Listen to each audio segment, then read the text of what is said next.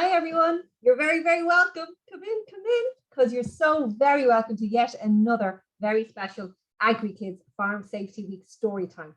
My name is Alma, and along with my very good friends in Flogas, we are so excited to be bringing you some farm safety stories with our tales from Riverside Farm. Now, in today's session, we're going to be taking our second visit to Riverside Farm, and we're going to be finding out what happened when Tom and Sarah met the big brown bull. And also, we're going to find out a little bit how animals talk to us, how they behave, the kind of sounds that they make, which may tell us if they're feeling good or feeling bad. And we're going to be meeting some very special animals along the way, like this one. Excuse me, what are you doing? Guys, this is Shep. Can you all take a look at Shep? Do you think Shep is looking for something? Without saying a single word, I want you all to look at the screen and make the kind of face you make when you really want something. Please. Yeah, well, I can tell you Shep really wants something. And do you know what I think he really wants? I think he wants me to start the story. Okay, so without further ado, I want you to all get nice and comfy. Turn on your best listening ears as we take yet another visit to Riverside Farm. Farms are great places to live. You can look at tractors and plows all day long. You can see where milk comes from or hold a baby lamb in your arms. You can collect fresh eggs for your tea or pull potatoes straight from the ground, which make the most delicious chips. Tom and Sarah love living on Riverside Farm, and they love it even more since they met their new friend, Mr. Brambles. Mr. Brambles is a hedge sprite with very special magical powers. One evening, Tom and Sarah were watching the television. "What's that?" said Sarah as she squinted and pointed at the screen. "It's a bulldozer," said Tom. "Is it?" said Sarah. "It's all blurry and fuzzy. I think there's something wrong with our telly." "There's nothing wrong with our telly," said Mammy. "Sarah, I think you might need glasses." Tomorrow we'll take a trip into town to visit Dr. Specs and see about getting you some new glasses." "What?" said Sarah. "Glasses? I don't need glasses. I won't be able to run around or climb trees or do any of those things with glasses on." "Nonsense," says Mammy. "You'll be able to do all those things and so much more." The following morning, Sarah was still feeling pretty grumpy about having to go visit Dr. Specs. "I won't be able to do anything fun with glasses on," she grumbled from the back of the car. "Nonsense," said Mammy. "You know you will, and we are going, and that's the end of it, Sarah."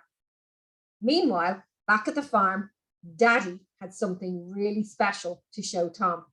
"Come on," he said. "You can come to the farm with me today, Tom. I have something really big I need to show you." They made their way down to the farmyard and into the shed. Inside was a brand new bull. He was enormous. He had a beautiful brown coat and his tail swished from side to side. In fact, he was the biggest animal Tom had ever seen. In his nose was a ring. Why is he wearing a ring in his nose?" asked Tom. "Does that not hurt him?" "No," said Dad, "not at all. In fact, it's much safer to lead and handle a bull when they have a ring in their nose. Now, Tom, move out of the way. Bulls can be very cross, and myself and Jack are going to move this new bull into the back field where it has the bestest, sweetest grass ever." Tom quickly stepped out of the way and watched Dad and Jack as they moved and handled the bull and put him into the back field. As soon as Daddy had closed the gate to the back field, Tom ran to get a closer look. The bull was happily grazing, snorting through his big nostrils and swishing away the flies with his tail. He seemed like a pretty happy fellow. "Now, Tom," said Dad, "remember what I said. Bulls can run very fast, especially when they're angry. So you're never, ever to go into that field on your own. Okay? Do you promise?" "Yes," said Tom. "Of course. I'd never think about going into that field." To make sure nobody went into the back field, Dad had made a special sign. He had written "Beware of the Bull" in bright red paint and had planned to hang it right on the gate for everybody to see. But just as Daddy was about to hang the sign on the gate, he noticed that the tire on the red tractor was flat. Oh no, said Dad, I need to use that after dinner. Come on, you can help us as we try and fix this tire, he said to Tom. Dad forgot all about hanging the sign as they set off to fix a flat tire on the red tractor. Meanwhile, back at the house, Sarah had just gotten herself a brand new pair of pink spectacles. She hated them. They were very round and they pinched her nose. Ugh, she said to Mom, that they're hurting my nose and they're also hurting my ears. I can't wear these. Don't be so silly, Sarah, said Mammy. You'll quickly get used to them. Now, why don't you go outside and look around you? You'll see how clear everything is and how better everything looks. But don't be gone for too long, said Mum. I'm making a very special chocolate cake for tea and it'll be ready soon.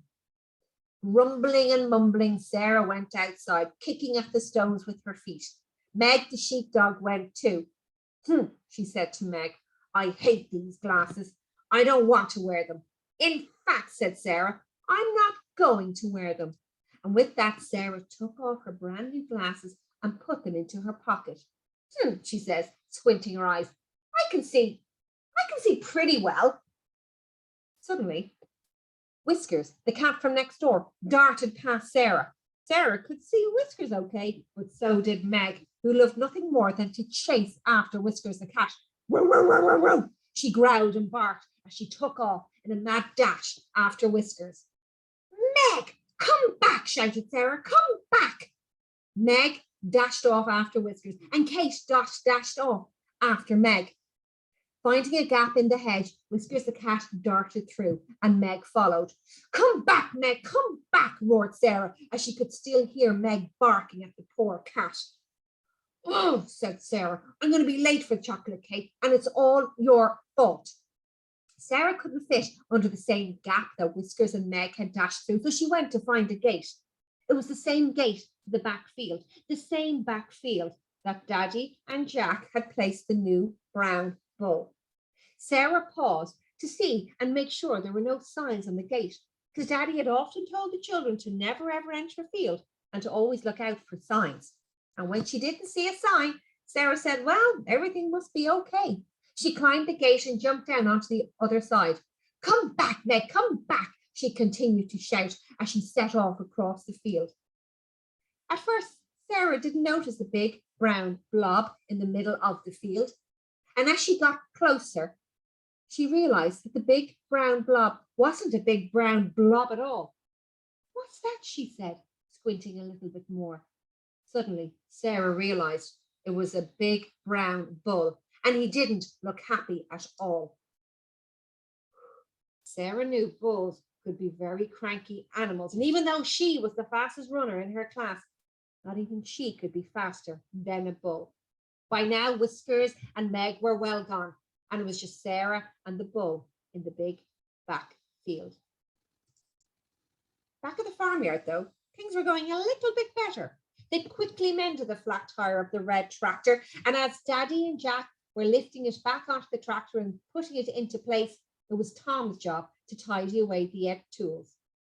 As Jack drove the newly fixed tractor around the back and placed it into the shed, Tom was making his way back to Daddy's Jeep to put all the tools back into place. As he reached the Jeep, he saw something strange sitting in the front seat. It was Meg, and she was panting very hard. What are you doing here? He said to his loving dog. Oh, I get it, said Tom. Maybe Meg and maybe Mammy and Sarah are here. Maybe they heard about the big brown bull and came to have a look. Come on, Meg, let's go check it out too. The two of them went to the back gate to see how the big brown bull was getting on. As Tom got nearer, he realized suddenly and to his horror that the big brown bull wasn't in the field alone. In fact, in the field with the bull was Sarah, and she looked terrified. Oh no, he gasped. What's Sarah doing in the field with the big brown bull? Tom knew he couldn't shout at her because that would startle the bull and surely make him charge. And by the looks of him, he was already starting to get quite agitated. tossing his head from side to side and making bellowing noises. Mmm. Poor Sarah, her heart was going bump, bump, bump. She was rooted to the spot and didn't dare take another step. Unfortunately, Meg didn't know about the no shouting rule, and seeing that her little mistress was in trouble, she ran towards her to bark and scare away the big brown bull. She barked like mad at the bull, which only served to make the angry bull even madder. He scraped at the ground and, lowering his head, he charged straight for Sarah and Meg. Meg quickly dashed to her danger, but Sarah was so scared she still couldn't move. Tom knew there was no time to go and get Daddy. In fact, there was only one person who could help Sarah now, their good friend, Mr Brambles. The night they met, Mr Brambles had told them that whenever they were in fear, to call his names 3 times and he would hear. Tom quickly closed his eyes and said, Mr Brambles, Mr Brambles, Mr Brambles. By now the bull was thumping across the field. Thump, thump, thump. His hooves crashed along the ground as he got nearer and nearer to Sarah. Just as he was about to reach her, he suddenly left the ground, soaring straight into the air and right over Sarah's head. Run, Sarah, run, shouted Tom, and run she did all the way to safety. Went the bull as he soared straight over Sarah's head before landing on the ground on his bottom with a gentle thud. Sarah quickly got over the gate and climbed to a safety where her brother threw his arms around her. Are you okay, Sarah? Are you okay? I think so, said Sarah, her voice still shaking. Suddenly, their very good friend, Mr Brambles, appeared on her shoulder. Oh, Sarah, he said, you're very, very lucky that Tom remembered what to do.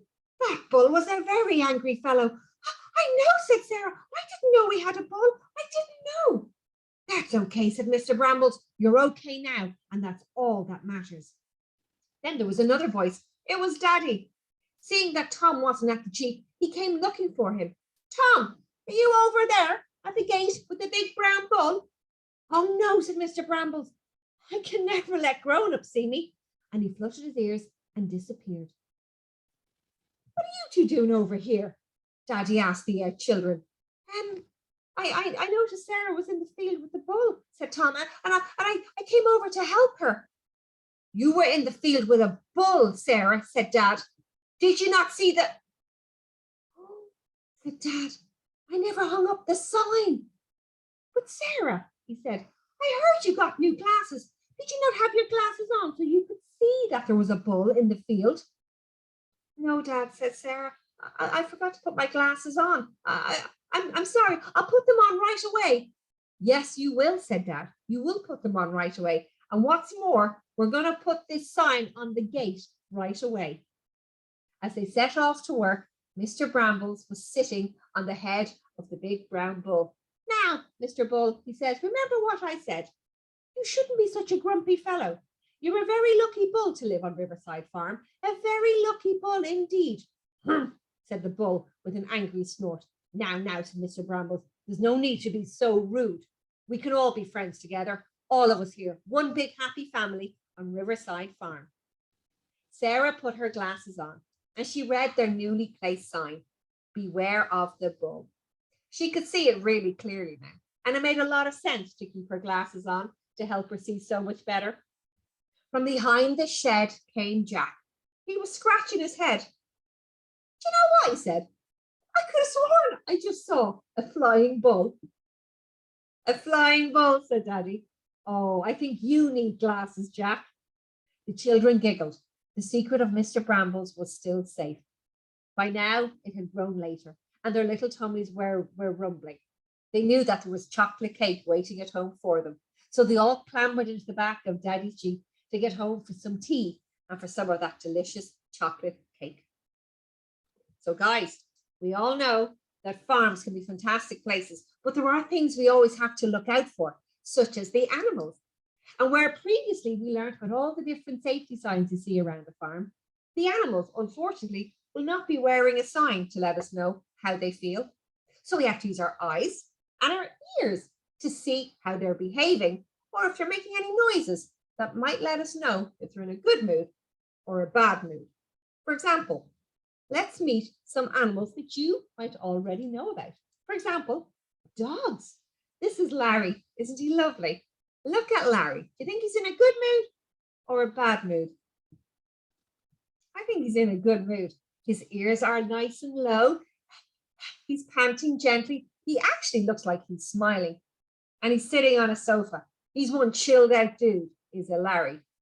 Unfortunately, Larry has a cousin, Chico. Chico isn't so friendly. In fact, when Chico's not happy, he'll just show his teeth like that. Now, do you think Chico is smiling at you? Do you think Chico is telling you to go away? I think we should listen to it, Chico. In fact, if you have a dog at home, always remember the nice way to handle our dog. You never pull their tails or give them a slap or a pat like that. That's a little bit rough. You like to pat along their back, along their chest, a tickle behind the ears, and even a tickle on their belly. And as I always like to say, one hand is enough because two hands can be too rough. Okay? What about cats? Does anybody have a cat? Because when cats are feeling a bit angry, you think that cat wants to be patted and rubbed? I don't think so either. Think that cat wants to be left alone? I absolutely do. Let's pet a cat who looks more like that. That's a nice noise we hear from a cat when they're feeling good. Okay? So dogs and cats are very good at letting us know how they feel. But when it comes to maybe horses or even cattle, they might be a little bit more difficult. I mean, horses don't growl or snarl, but they're very good at using their ears to let us know how they feel. So take out your magic hands and we're going to make them horsey ears. Are you ready? When horses are happy to see you, their ears will go forward. When they're listening, they'll twist those ears from side to side to scoop in the sound. When they're tired, their ears will go out to the side. And when they're scared, angry, nervous, anything negative, their ears will go back. And that's a warning sign to always stay back when those ears are back. Okay? So let's have a look at this in the real world. Look at this horse here. He's listening to what the rider is asking him to do. This one, oh, this is Maggie. Is Maggie in a good mood or a bad mood? Maggie's in a bit of a bad mood, isn't she? Mm-hmm. Do you want to know why? Because this is a horse from my farm. Maggie had just had a foal. She just became a mummy. And was she telling me that I could come and look at her foal? Or was I to go away? She was telling me to go away. She was being a very protective mummy. A very good mummy, but a very protective one too. What about here? Shh. Having a little snooze. Yeah. Let's keep our voices down. They're having a little rest. And look at these guys, ears up, interested, alert. I reckon they're about to get their dinner and they've heard the buckets and their ears are up and they're waiting to get their tea. So if you're ever around horses, I've got two little tips for you guys. If you're ever feeding a horse, always keep your hand nice and flat. Never ever curl it. If you curl it, you're not giving the horse enough space to take the food. So always keep it nice and flat and keep all your fingers and thumbs tucked in and allow the horse to come to you. Don't shove. They will come to you and take the food. Okay? And remember, never ever walk up behind a horse. The back of a horse where their tail is, that's the blind spot. They can hear you come, but they can't see you. And their instinct is to protect themselves and to kick away anything that they think could be dangerous. Okay? Whenever you are around horses, they can see very good left and right. Okay? So whenever I'm working with horses and they're in the field, I'll always aim for their shoulder, which is right there at the top of their front leg. I'll always aim for there to make sure they can see me. And I'll always use my voice. So they'll know it's just me. They know my voice. Now look at these two guys. Okay, what are these? We've got cows, the bovines, cattle. We have a bull and we have a cow. Well, they're very good as well at telling you how they feel. But I was wondering, who do you think might be more dangerous in this particular picture at this particular moment? We have a bull here in the field who's staring at you, because he tried to protect those cows in the field. So he's saying, what are you doing? And over here we have a cow with two newly calved cows. They're only after being born. Do you think we might be in danger here?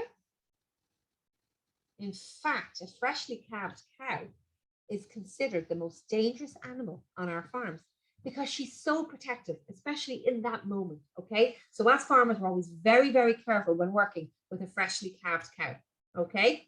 But that's not to say the bull isn't dangerous either. There's a few things bulls and cows will do to let you know that they're in a bad mood. They might stare at you. They might toss their head from side to side. They could make a bellowing noise like that. And like the bull in our story, scraping at the ground, pawing at the ground, lowering the head and charging. Okay, so to keep ourselves safe around bulls, when they're at 9 months old, we're going to put a ring in that bull's nose. Okay, and then we can teach the bull how to be led and handled. That's a very sensitive area, so they will listen. Okay, and they can be led and handled properly. Okay, but guys, I don't put the ring in the bull. I don't want to. If I did it, I might hurt him. Do you ever want to hurt your bull? No. If you hurt your bull or any animal, then they won't trust you. They won't like you. It's like if you hurt somebody, whether it's their feelings even, then they won't like you. Okay? And if they don't like you, then you're putting yourself into danger of being attacked. Okay? So it's very important that us farmers make sure we always treat our animals well, making sure they have everything that they need and making sure that they never ever feel that we are somebody that's just going to hurt them and be mean. Okay? Now, here's another question. I'm wearing red today as I read the story of the big brown bull. Think that was a good idea? What do you think? Well, you know the way people say red is bad around a bull? It's not true. Bulls are colorblind.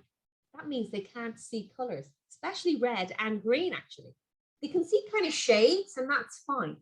What they don't like, though, is movement, things waving or shaking at them, especially going into their field. They don't like that. And another thing when it comes to animals and livestock is to do with high-vis vests. Did you know that sometimes the reflectors and the high-impact shades and the high-impact reflectors here can actually startle or spook animals, especially cattle? So the only time I'll be taking off my high-vis vest when I'm on the farm is when I'm working with animals that I might not know or might not be used to me, okay? I don't want to startle them or scare them. So I always make sure to take that off just when I'm doing a little bit of work with animals I don't know, okay? And remember, just keep them well, make sure they have plenty to eat, okay? A nice bed to sleep on. If they feel sick, that they have medicines to make them better. And also when we're handling them, whether it's a little baby chick whose little bones are so delicate, or even our dog, one hand is enough, two hands too rough. And to make sure whether it's a horse, a cat, or a dog, we never grab them around their nose area. That's where they breathe. And if they can't breathe there, they might get a fright or a bit panicked, okay? And that's when they might fight or snap. And we don't want that to happen to anybody, okay? Now, the very last thing though, I want to talk to you about, that's my horse Stanley. Isn't he lovely? These animals trust us, okay? And that's why we're always nice. When that dog there is showing its owner, hey you, I'd love something. Do you have anything to eat? Or can I have a little rub? Can I have a little bit of attention? And that's a lovely thing for a dog to do, okay? But remember, when you've been petting dogs and animals and everything else, you're going to wash our hands afterwards, whether you're at a petting farm, a zoo, your own farm, even at your friend's house, they might have dogs and cats. Make sure you keep your hands nice and clean. And as farmers or vets even, we always make sure we wash our hands. Actually, we're all professional hand washers now, so it's no problem at all. So guys, well done.